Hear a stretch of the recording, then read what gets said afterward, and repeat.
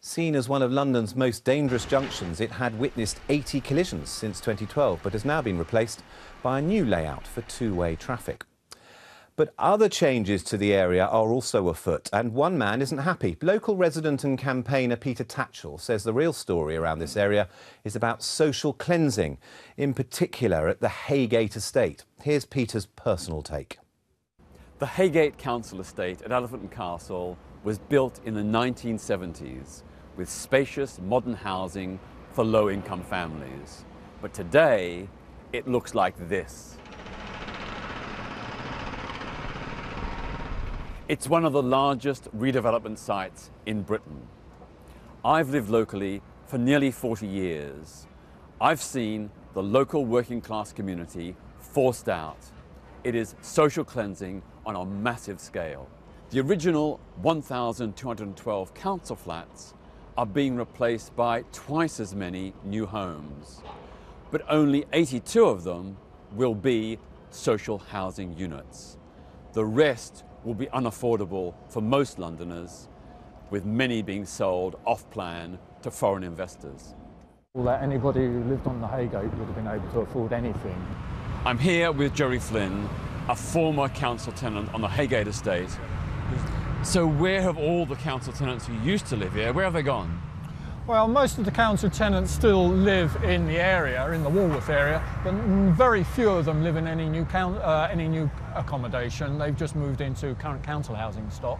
The leaseholders who are on the estate, who bought their council homes, they've gone much farther afield. They're scattered to the outer boroughs, simply because they can't afford to buy anywhere that's being built here. The compensation wasn't sufficient. That's not the only reason this is a very bad deal. The Heygate site is prime real estate, just over a mile from the Houses of Parliament. In 2007, Southwark Council valued the 25-acre site at £150 million. But later, it sold the site for a mere £50 million. That's 1/3 of the original estimated value, and much less than the selling price for comparable sites in the area. The 1.5-acre Trebica site was sold to private developers for £40 million, and the 3.5-acre shopping centre site was sold for £80 million. Both sold for many millions more per acre than Southwark Council secured for the 25-acre Heygate site.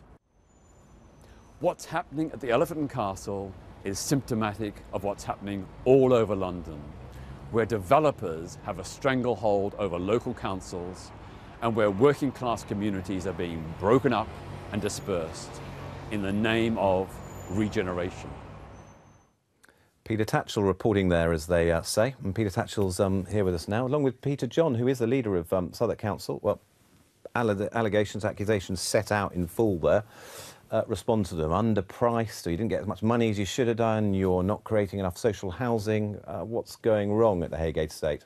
Well, the Elephant and Castle is about creating a new part of Southwark where, you know, you have new housing, new jobs, new opportunities.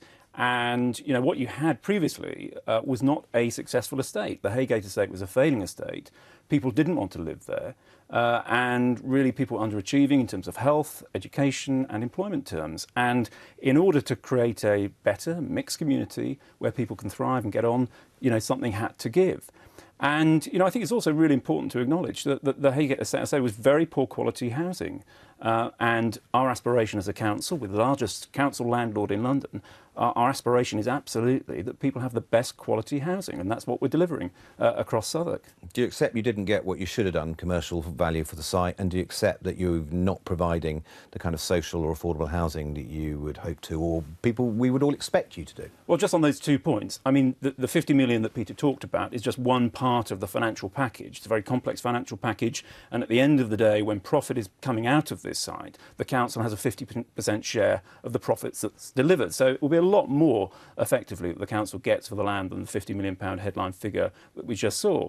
At least 25% of the housing delivered on site is affordable housing. That includes social rented in greater numbers than Peter described. But what's more important is that part of the Elephant and Castle regeneration plan is that there's going to be something like 1,750 affordable housing units across the wider area. So you don't have a concentration of social housing in one place, but it's spread out across a wider area. And I think that's better news. That creates that mixed community where you've got more jobs and more opportunities. Over 400 people, Southwark residents, already employed at the Elephant and Castle site. Peter Tatchell, do you think the old Heygate estate was a great place to live? It was very good in its time.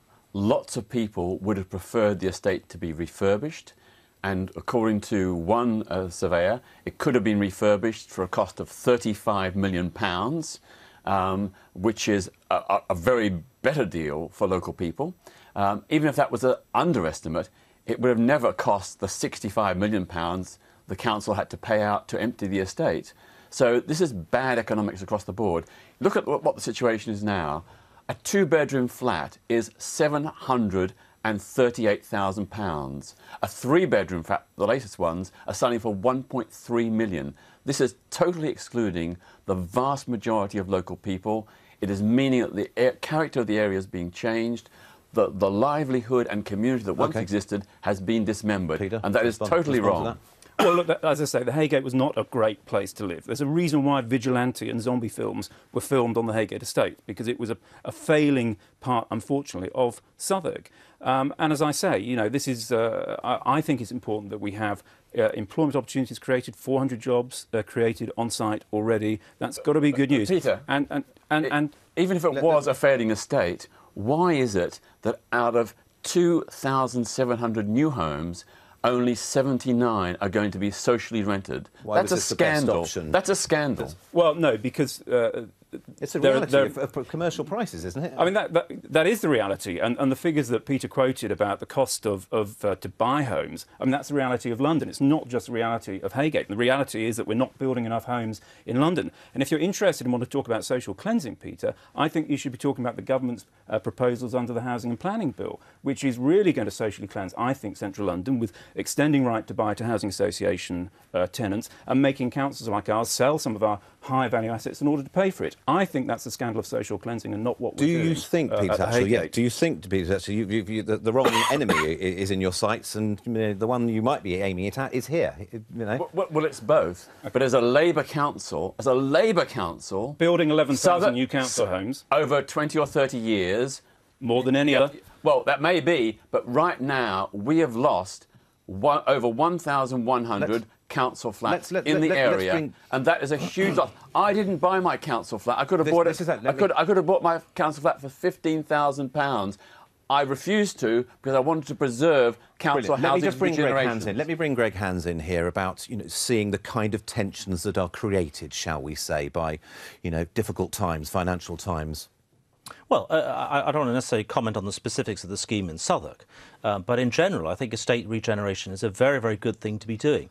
In my constituency of Chelsea and Fulham, we've also got some older estates that desperately need, some that don't meet the decent home standard, some that need extensive renovation.